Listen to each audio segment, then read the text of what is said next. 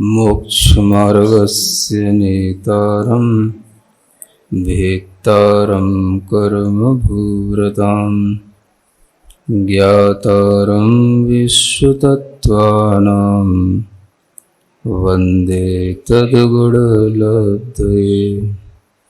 देवादिदेव आदिम तीर्थंकर श्री ऋषभनाथ भगवान की, वर्तमान शासन नायक श्री वर्धमान महावीर भगवान की, परम पूज्य आचार्य गुरुवर श्री विद्यासागर जी महाराज जी की। तत्वार सूत्र ग्रंथराज में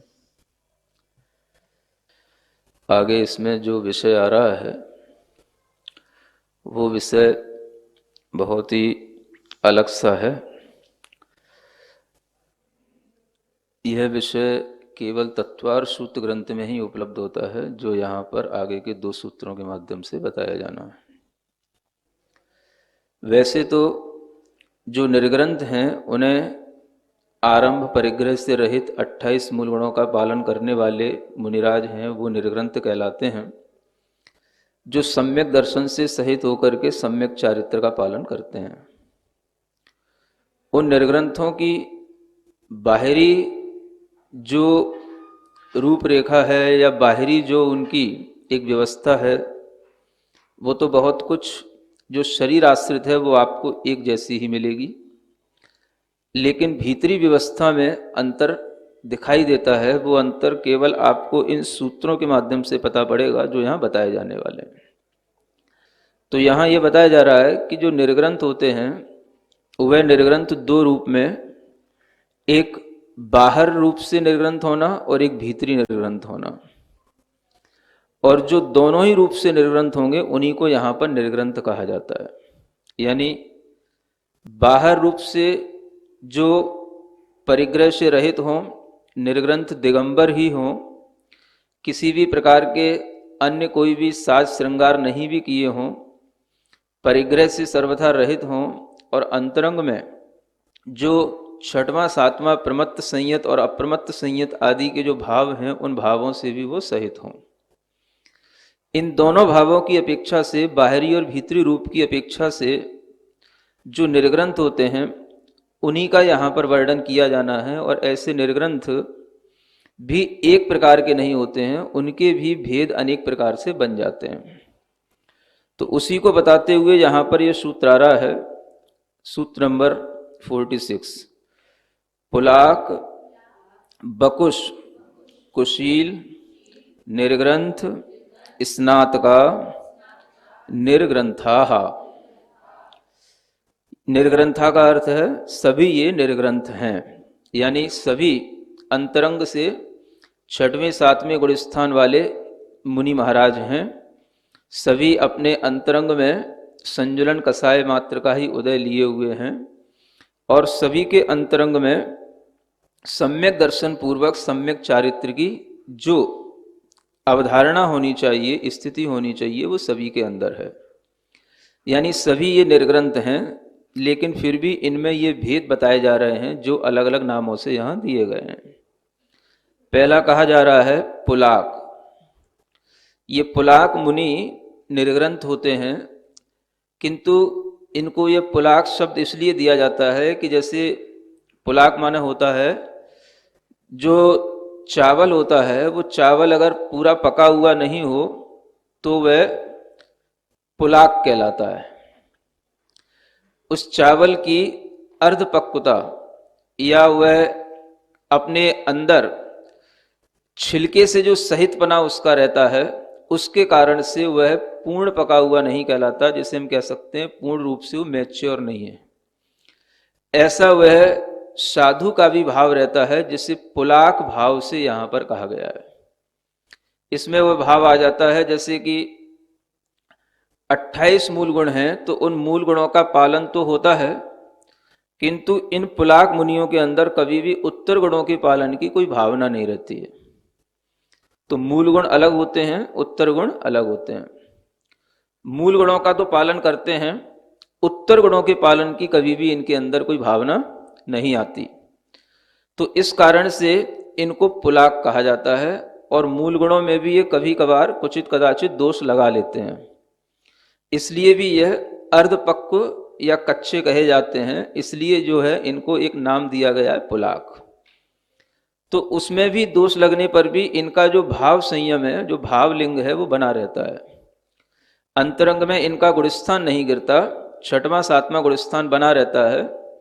क्योंकि ऐसा जो होता है वो कभी कभार होता है, वो उनके स्वभाव में नहीं होता, लेकिन हो जाता है तो ये उनकी अपनी एक कमजोरी तो मानी जाएगी, इसलिए उनको इस नाम से यहाँ पर अलग से पुकारा जाता है। दूसरे होते हैं बकुश। बकुश का मतलब होता है जो करबरा, चितकबरा, ऐसा जो शब्द आता है आप लोग समझ सकते हैं, है ना। तो चितकबरे का मतलब ऐसा होता है कि कभी कुछ कभी कुछ। तो इनके जो भाव रहते हैं उस भाव में कुछ मैलापन आ जाता है, चितकबरापन आ जाता है, इसलिए इनको बकुश संज्ञा मिली है। और ये सब होते हुए भी इनके अंतरंग में वह प्रमत्त अप्रमत्त नाम का छठवां सातवां गुणस्थान बराबर बना रहता है। भावलिंग कहीं नहीं छूटता, निर्ग्रंथता पूरी बनी रहती है, लेकिन बाहरी जो उनके आचरण में कुछ शिथिलता दिखाई देती है वो दिख जाती है। अखंड रूप से मूल गुणों का पालन तो कर लेते हैं, लेकिन फिर भी उनके अंदर अनेक प्रकार के व्यामोह के कारण से या अनेक प्रकार के बाहरी जो मोह होते हैं उनके कारण से चितकबरापन आ जाता है। अब ये बाहरी मोह इस रूप में होता है कि जैसे कि संघ होता है, तो संघ होते हैं तो उसमें गुरु भी होते हैं, शिष्य भी होते हैं। तो गुरु और शिष्य के बीच में भी जो ये मोह भाव है, ये भी इसमें एक चितकबरापन लाने का भाव होता है। यह भी उनका एक तरह का परिवार बन जाता है। जो अपने संघ के साधु हैं, अपने गुरु हैं, इनको एक परिवार के रूप में मानना, इनको एक गुरु के रूप में एक विशेष रूप से मोह के साथ में रहना, ये भी उनके लिए एक तरह से इस मोह के भाव के कारण से उनके अंदर एक बकुश संज्ञा ले आता है। तो इसमें दो तरह के बकुश बताए जाते हैं, एक होते हैं शरीर बकुश और एक होते हैं उपकरण बकुश। शरीर बकुश का मतलब है कि जो अपने शरीर की ज्यादा साज संभाल रखते हो, शरीर को संस्कारित करते हो, तो मतलब शरीर के प्रति भी जिनका आकर्षण बना रहता है, शरीर को साज संभाल करने का जिनका आकर्षण बना रहता है या किसी भी तरीके से संस्कारित करने का आकर्षण बना रहता है, तो उसके कारण से वो शरीर बकुश कहलाते हैं। तो वह भी एक भेद है। और दूसरा होता है उपकरण बकुश, जो अपने उपकरणों की साज संभाल में लगे रहते हैं। उपकरण अच्छे अच्छे होने चाहिए, क्वालिटी मेंटेन किए रहते हैं, हमेशा जो है उनकी जो ब्राइटनेस है वो बराबर बनी रहनी चाहिए, कोई भी बिल्कुल भी डल नहीं होने चाहिए। और किसी भी तरीके से उन उपकरणों में ही वह अपना कुछ ना कुछ लौट पलट करके उनमें अपना मन लगाते रहना, उन्हीं की साज संभाल करना, ऐसी भी इनकी मनोवृत्तियां होती हैं। तो ये उपकरण बकुश कहलाते हैं। इसके बाद में आता है कुशील। कुशील में दो भेद होते हैं, एक होते हैं प्रतिसेवना कुशील और एक कहलाते हैं कसाय कुशील। तो प्रतिसेवना कुशील का मतलब होता है कि जो मूल गुणों को तो अखंड रूप से पालन करते हैं, लेकिन उत्तर गुणों में दोष लगाते हैं। उनमें प्रतिसेवना का मतलब होता है उसमें विराधना कर लेना। तो उस तरह की विराधना का भाव जिनमें आ जाता है, उत्तर गुणों की विराधना करने का भाव, इस कारण से वो प्रतिसेवना कुशील कहलाते हैं। और इनमें भी थोड़ी सी वृत्तियां वही मोह के साथ बनी रहती हैं, जिसके कारण से यह भी उस मोह भाव के कारण से अपने जो संघ समुदाय है, जो धर्म का समुदाय है, धार्मिक लोगों का समुदाय है, उसी से ये घिरे हुए रहते हैं। यानी कि ये भी एक तरीके का मोह इसमें बताया गया है। संघ का मोह, धर्म प्रभावना का भी एक मोह बताया जाता है। समझ में आ रहा ना, ये भी एक मोह होता है धर्म प्रभावना करना, क्योंकि इस बिना राग के, बिना मोह के धर्म प्रभावना भी नहीं होती है। तो धर्म प्रभावना का मोह भी एक मोह होता है, वो भी जो है इसी कैटेगरी में आ जाता है ना। विशेष रूप से गुरु के प्रति मोह होना, गुरु का शिष्य के प्रति मोह होना, संघ के प्रति लगाव होना, परिवार की ही अपना ख्याल रखना, जो अपना उनका संघ का परिवार है। परिवार कहने का मतलब ये नहीं है कि वो अपने जो पुराना छोड़ा हुआ परिवार है, लेकिन जो धार्मिक परिवार है उन्हीं के बीच में घिरे रहना। तो इस तरीके की जो प्रवृत्तियां हैं, ये सब भी जो है इसमें आ जाती हैं। है ना। ये सब बकुश में है, थोड़ी सी प्रतिसेवना में भी आ जाती हैं। बकुश में मुख्य रूप से इस तरीके की प्रवृत्तियां हैं, लेकिन ये थोड़ी सी प्रतिसेवना में भी हैं, क्योंकि उनका प्रतिसेवन का मतलब है विराधना, वो इसी तरीके से होती है। राग थोड़ा सा उनमें भी रहता है। तो यहां तक तो ये रहता है। उसके बाद में जो प्रतिसेवना के बाद जो कषाय कुशील आते हैं, वो कसाय कुशील जो होते हैं वो केवल जो संजुलन कसाय मात्र जिनका उदय रह गया है वो उतने ही तंत्र वाले होते हैं। तो उनके अंदर केवल ये भाव रहता है, और वह संजुलन कसाय के उदय में ही जो भाव आते हैं वह उनके भी वशीभूत हो जाते हैं, इसलिए वो कषाय कुशील कहलाते हैं। तो यहाँ पर कुशील से मतलब कुछ और कुशील मत समझ लेना, सब अपने मूल गुण उत्तर गुणों का पालन करते हुए इस तरीके से जो अपने ही गुणों में या अपना जो उनका कोर्स है उसको किसी भी तरीके से उसमें दोष लगाते हैं, तो उसी को यहाँ पर कुशील के रूप में कहा जाता है। फिर उसके बाद में होता है निर्ग्रंथपना, है ना। अब यहाँ पर भी बीच में एक निर्ग्रंथ है, और जो अंत में लिखा है कि ये सभी निर्ग्रंथ हैं, और निर्ग्रंथों में भी ये भी निर्ग्रंथ है, तो इन निर्ग्रंथों का एक टाइटल ये अलग से है। तो ये निर्ग्रंथ कहलाते हैं, जो कि एक तरीके से जिन्हें केवल ज्ञान प्राप्त होने ही वाला हो, यानी 12वें गुणस्थान वर्षी क्षीण कसाय मुनि जो हैं वो निर्ग्रंथ कहलाएंगे सिद्धांत की अपेक्षा से। और बहुत कुछ उनके पास वाले जो हैं 11वें गुणस्थान वाले मुनि हैं उनको भी निर्ग्रंथ के रूप में ग्रहण कर लेते हैं। तो ये यहाँ पर निर्ग्रंथ संज्ञा से कहे जाते हैं। इनमें किसी भी तरीके की कोई मूल गुण उत्तर गुण की विराधना वाली बात नहीं होती है। और स्नातक वो कहलाते हैं जो केवल ज्ञान को प्राप्त कर लिए हैं, तो वो भी मुनि कहलाते हैं, वो स्नातक मुनि कहलाते हैं। चाहे वो 13वें गुणस्थान वाले हों, चाहे वो 14वें गुणस्थान वाले हों, सयोग केवली और अयोग केवली भी मुनि महाराज कहलाते हैं। तो ये सभी निर्ग्रंथ हैं। क्या है ये सभी? इनके लिए सबके लिए निर्ग्रंथ रूप टाइटल मिला हुआ है। तो निर्ग्रंथपना होते हुए भी जो निर्ग्रंथ विशेष रूप से हैं वो अलग हैं 11वें 12वें गुणस्थान वाले मुनि।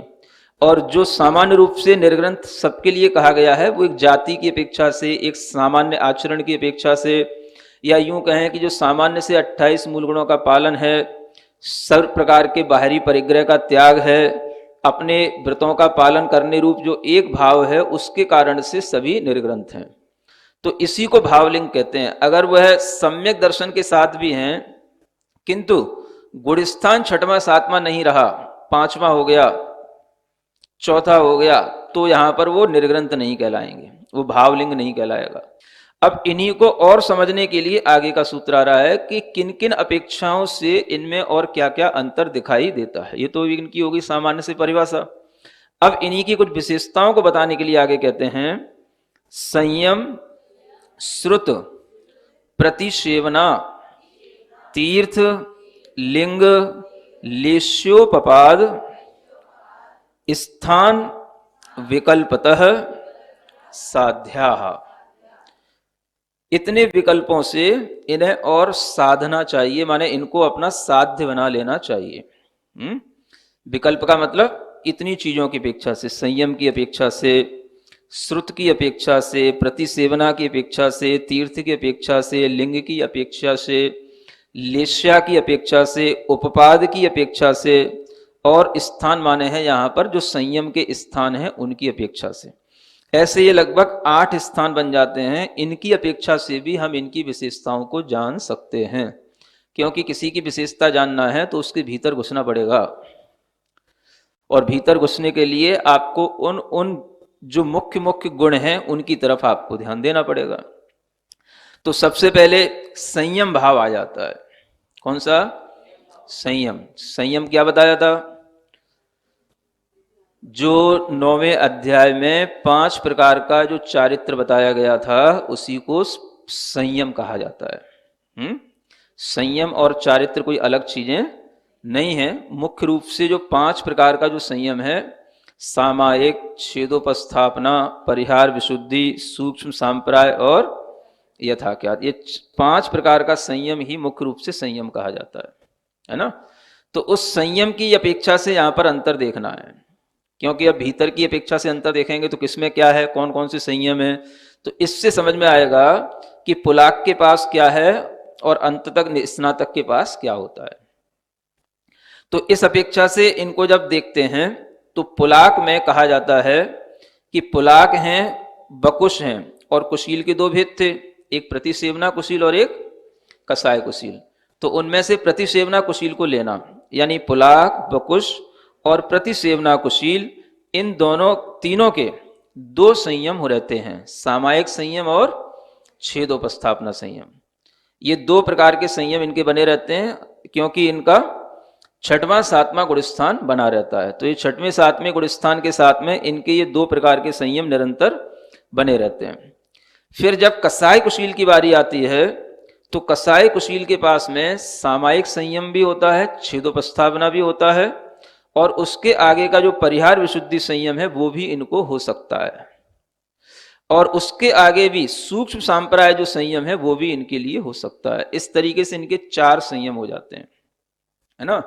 यानी कि कसाय कुशील का मतलब हो गया जो सूक्ष्म सांप्राय गुणस्थान में राग की मंदता के कारण से अपने अंदर सूक्ष्म सांप्राय नाम का जो चारित्र है उसका भी जो संवेदन कर रहे हैं वो भी कसाय कुशील है, और उससे पहले जो छठवें सातवें गुणस्थान में है वो भी कसाय कुशील है।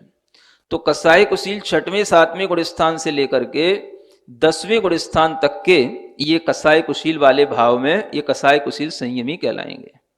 तो इनके पास में चारों प्रकार के संयम होंगे। परिहार विशुद्धि संयम जो होगा वो इन्हीं के पास होगा, कसाय कुशील वालों के पास। माने पुलाक, बकुश, इनके पास में परिहार विशुद्धि संयम नहीं होगा। इस तरह से यूं भी समझ सकते हैं कि जब तक इनके लिए ये गुणस्थान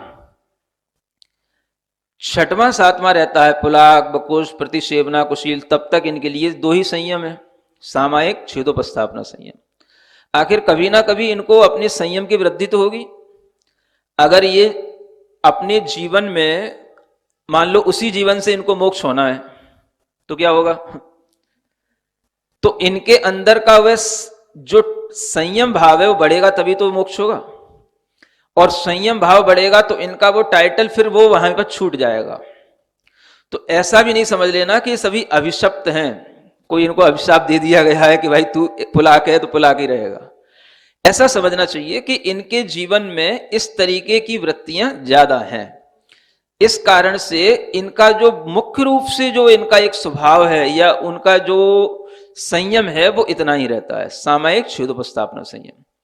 तो अगर एक ही जीव के अंदर अगर कभी ये बदलाव आएगा, वो जीव भी कभी श्रेणी पे चढ़ेगा, शुक्ल ध्यान करेगा, तो उसके अंदर फिर जब गुणस्थान बढ़ेगा तो फिर वो पुलाक, बकुल से छूट करके कसाय कुशील भी तो बनेगा। और उसके बाद में जो आते हैं निर्ग्रंथ और स्नातक, तो निर्ग्रंथ तो 11वें 12वें गुणस्थान वाले हो गए, स्नातक 13वें 14वें गुणस्थान वाले हो गए। ये सभी यथाख्यात संयम वाले हो जाते हैं।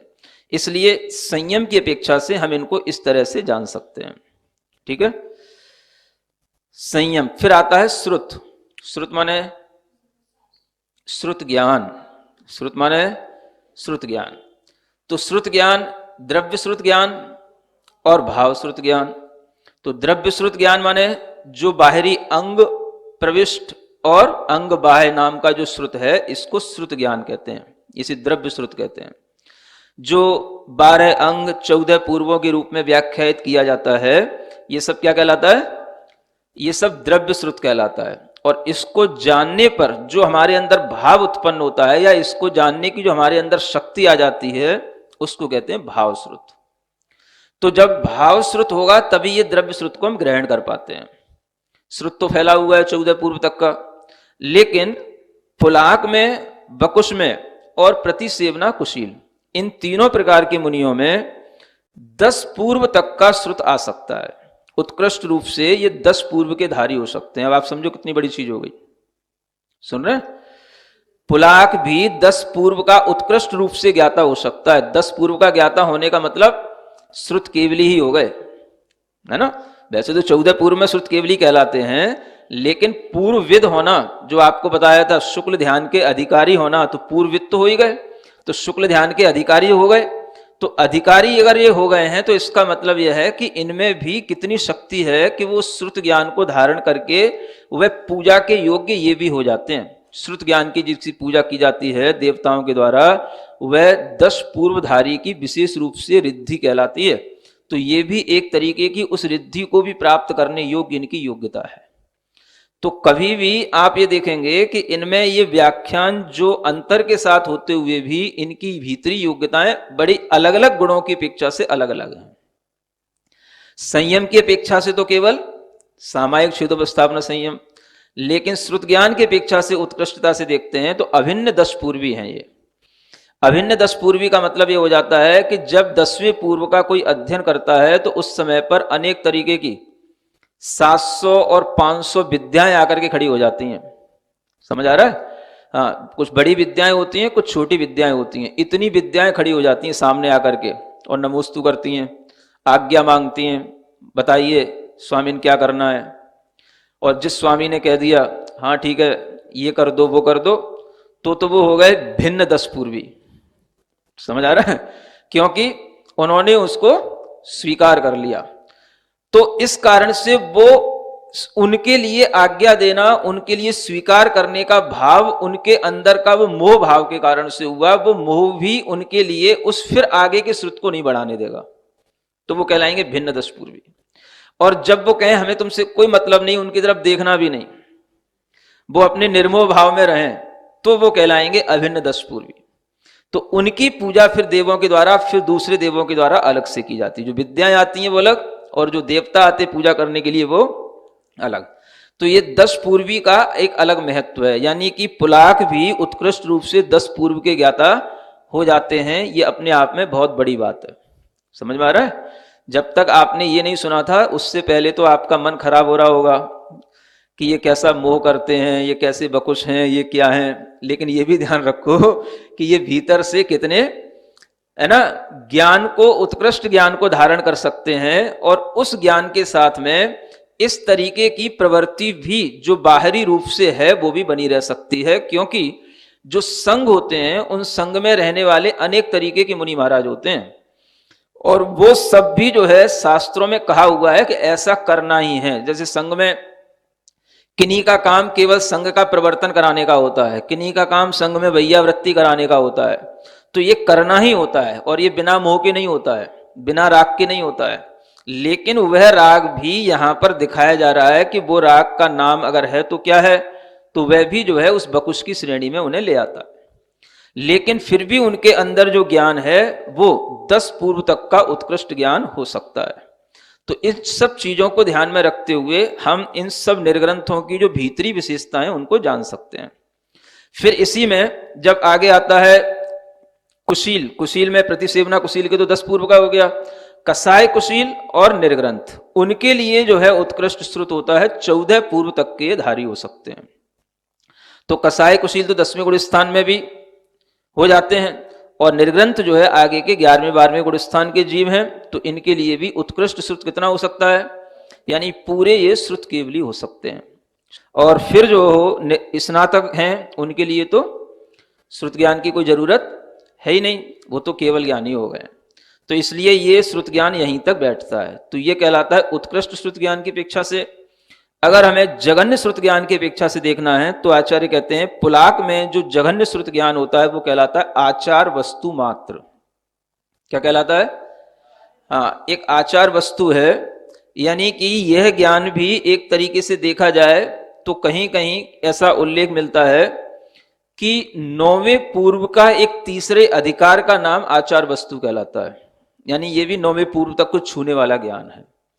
और इसी तरीके से अगर जघन्य श्रुत ज्ञान देखा जाता है बकुश में, कुशील में, निर्ग्रंथों तक भी, तो वह अष्ट प्रवचन मात्रका तक का ज्ञान होता है। अब ये अष्ट प्रवचन मात्रका का जो ज्ञान है, जिसे सामान्य रूप से तो इतना जाना जाता है कि 5 समितियां और 3 गुप्तियों को अष्ट प्रवचन मात्रकाएं कहते हैं। लेकिन जब हम श्रुत ज्ञान की अपेक्षा से देखेंगे तो इसका अर्थ कुछ और होना चाहिए। ये किन्हीं भी आचार्यों के व्याख्यान में स्पष्ट नहीं हुआ है, लेकिन अगर हम केवल तुलना करें तो उससे हम समझ सकते हैं कि जब पुलाक का 9वें पूर्व तक की वस्तु का ज्ञान हो सकता है तो बकुश कुशील निर्ग्रंथ का ज्ञान तो जघन्य भी इनसे और अधिक होना चाहिए। और फिर स्नातक हैं तो स्नातक के लिए तो जघन्य और उत्कृष्ट का कोई मतलब ही नहीं, वो तो केवल ज्ञानी हो गए। इस तरीके से श्रुत की अपेक्षा से हम इन सबके अंदर के श्रुत ज्ञान को जान सकते हैं। जान लिया? अब आगे आता है नंबर प्रतिसेवना, तीसरा भेद। प्रतिसेवना का मतलब विराधना। किसकी विराधना? तो मूल गुणों की या उत्तर गुणों की। तो जो पुलाक होते हैं वो प्रतिसेवना कर लेते हैं। उनके लिए ऐसा होता है कि वो अपने अभिप्राय से कभी भी प्रतिसेवना नहीं करते, माने विराधना नहीं करते। कुछ जबरदस्ती अगर कोई दूसरे के द्वारा होती है तो उसके कारण से उनके मूल गुणों में दोष लगते हैं। तो इस तरीके से इनकी जो विराधना का कारण है वो ये भाव बताया गया कि मूल गुणों में इस कारण से, या मूल गुणों के साथ एक और व्रत आता है रात्रि भोजन त्याग व्रत। समझ आ रहा है? अब उसमें क्या होता है, एक बार आचार्य महाराज ने बताया कि जैसे संघ होता है, तो संघ होता है तो संघ में जैसे बहुत सारे लोग आते हैं जाते हैं, है ना। अब उस समय पर क्या होता है कि जैसे कोई मुनि महाराज का ही संग हो ऐसा जरूरी नहीं है, कोई भी जैसे ब्रह्मचारी हैं या कोई भी हैं, अब उनमें कोई ब्रह्मचारी या कोई भी जो है बिल्कुल दिन छुपने के समय पर आया। समझ आ रहा है? मान लो सुबह से उसने कुछ नहीं खाया, वो आया, मुनि महाराज उससे पूछ बैठे, क्यों, कब से चल के आए हो? सुबह से चल के आए हैं। भोजन किया कि नहीं किया? नहीं किया। तो अब उनके मन में आया तो उनने कह दिया, जाओ विनोद ले जाओ इनको। तो इतना कहना भी उनके लिए दोष का कारण हो जाएगा, क्योंकि अब वो संध्या समय हो रहा है, दिन छुपने का समय हो रहा है, और आपने जो है अब उसके लिए बोल दिया कि जाओ तुम भोजन करके आओ। अब वो भोजन करके आएगा तो थोड़ा सा मतलब एक तरीके से रात्रि का समय तो होने ही वाला है, और उसके कारण से उन मुनि महाराज के लिए वो दोष लगेगा। तो इस तरीके से जो संघ में रहते हैं उन्हें कई तरीके की इस तरीके की जो एक परिस्थितियां बन जाती हैं, उसके कारण से भी ये दोष लग जाते हैं। समझ आ रहा है? हाँ, तो ये भी कई बार ऐसी वृत्तियां दोष कारक हो जाती हैं।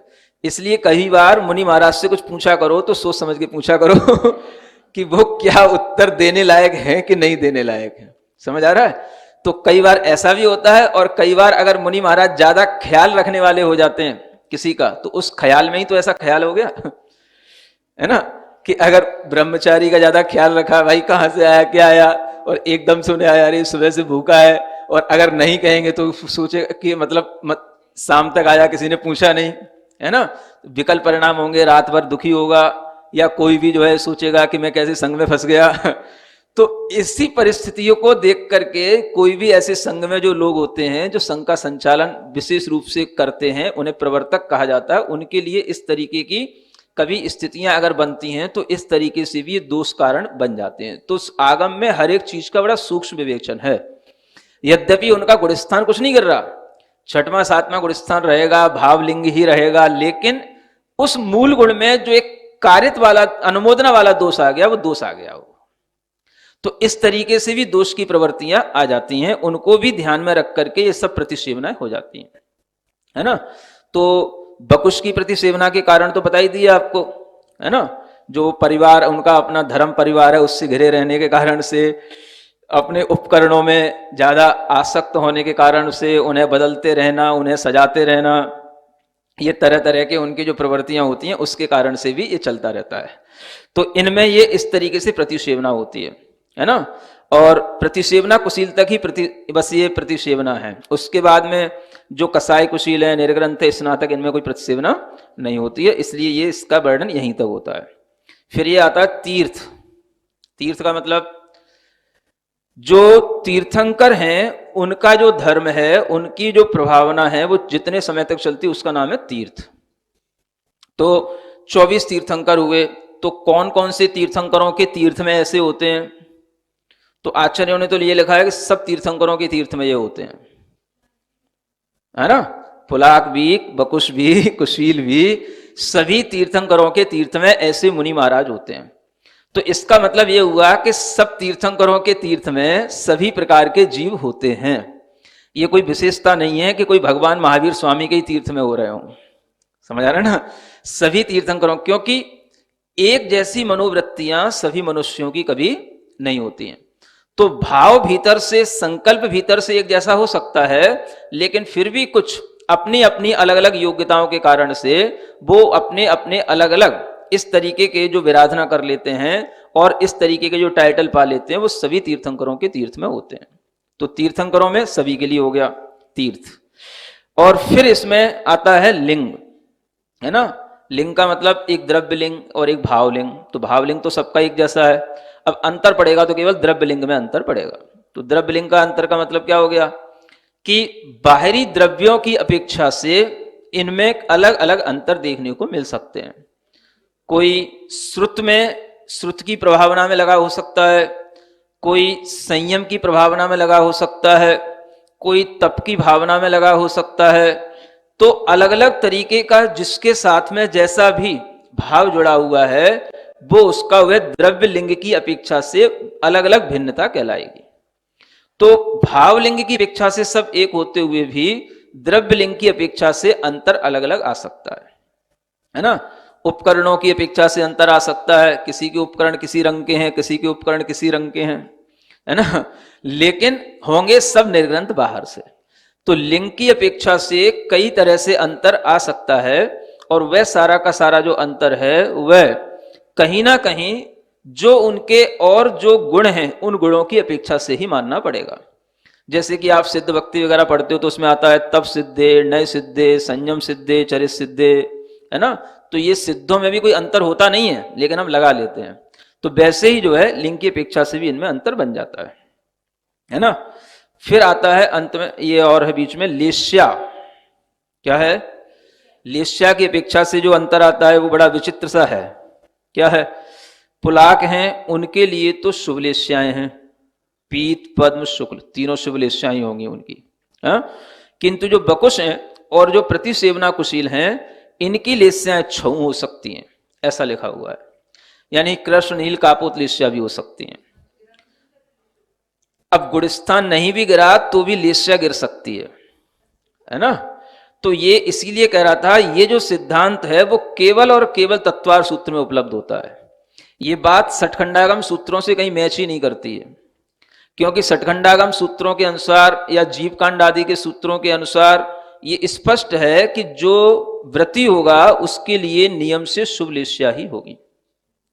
अब महाव्रती होकर के, छठवां सातवां गुणस्थान होकर के, भावलिंग होकर के लेस्या छौ हो जाए, ये अपने आप में इसी सिद्धांत की विशेषता है। इसलिए मैं कह रहा था ये सिर्फ इसी ग्रंथ की विशेषता है जो यहां पर ये वर्णन मिल रहा है, और कहीं नहीं है ऐसा वर्णन।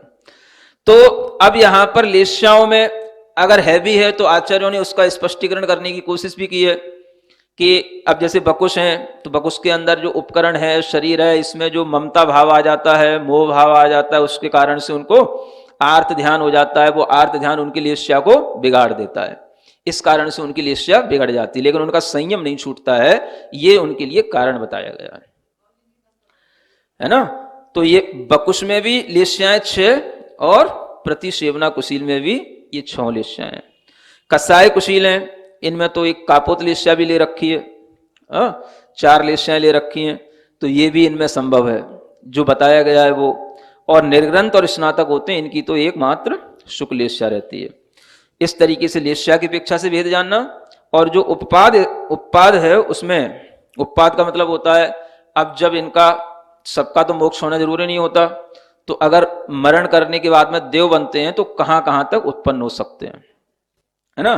तो जगन्य से तो सभी जब भावलिंगी हैं तो सौधर्म स्वर्ग तक तो सबको जाना ही है ना। 2 सागर की आयु भी जगन्य से उनको मिल ही जाएगी। 2 सागर की आयु वाले सौधर्म स्वर्ग के देव तो नियम से बनेंगे ही। लेकिन उत्कृष्ट रूप से अगर देखा जाए तो जो पुलाक होते हैं वो 12वें स्वर्ग तक जा सकते हैं। सहस्रार स्वर्ग जिसको बोलते हैं, वो 12वें स्वर्ग तक पुलाकों का गमन हो सकता है।